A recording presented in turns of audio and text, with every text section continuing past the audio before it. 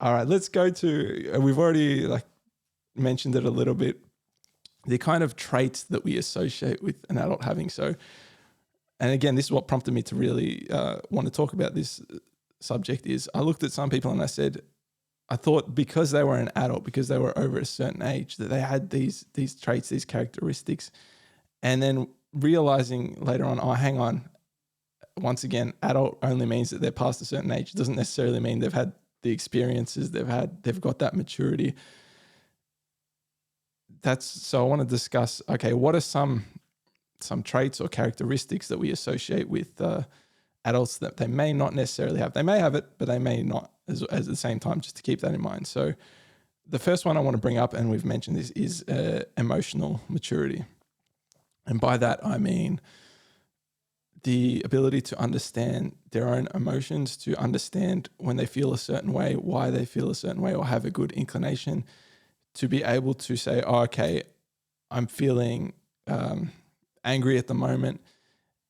If I interact with people now, it's likely I'm going to upset them, which will make things worse in the future. Let me just, I'm angry. I have to just wait it out. There's nothing I can do. Well, there's certain things I can do, but I can't just snap my fingers and get rid of it. So, okay, let me just calm down. If someone comes to me, it's like, I just need some time. I need some space to get out of this head state, whatever it is. So that's kind of what I mean when I say emotional maturity. And that kind of thing, like I said, I looked at adults and I was like, that person understands, their emotions. They understand that surely they're not being controlled or being pushed by their emotions. Yeah. So emotional maturity, is that, when you look at an adult, do you now, or was there ever a time where you looked at an adult and said, yeah, they should be capable of controlling their emotions? Yeah, emotional maturity. I guess one thing I could say, it's almost like, maybe something that this is where if you force it by age, it's difficult to work out as a perfect kind of system. So it's responsibility. So it's really emotional responsibility. So maturity is that you're responsible for your emotions. So that. Let me just cut in with maturity.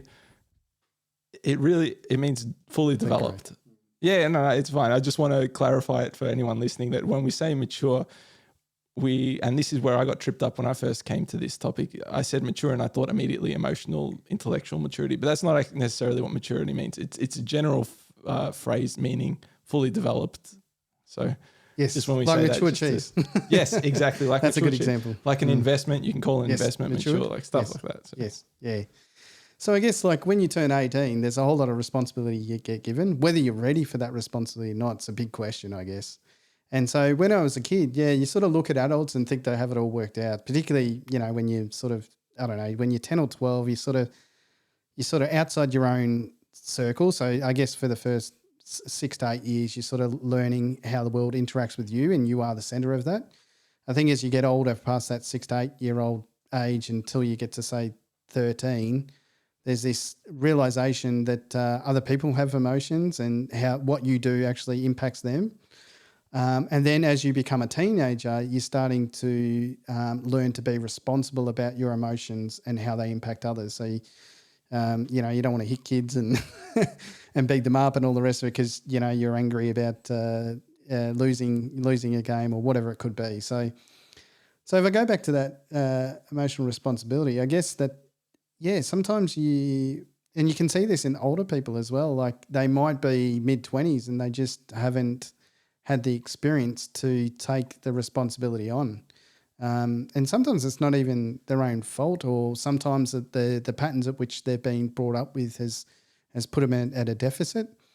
And so they're responsible for their emotional outcomes. Like they can be locked up, they can be, what do you call it? All sorts of things can happen to them, I guess. Lose their home, lose their house, locked up, be homeless and all the rest of it.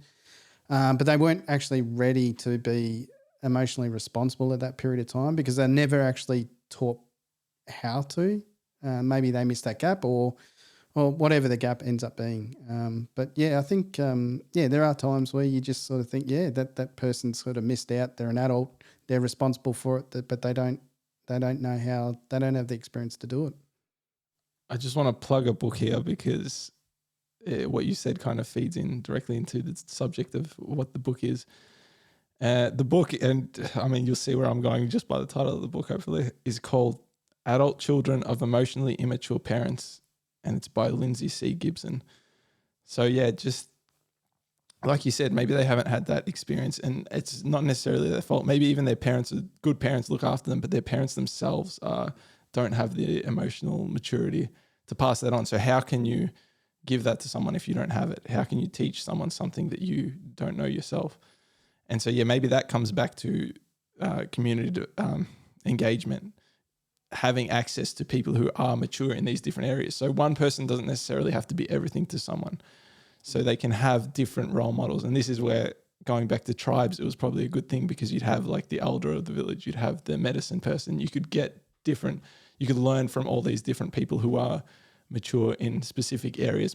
Maybe even themselves, there's some places where they're underdeveloped, but they have that maturity in at least one area, and they can pass that along to the young person.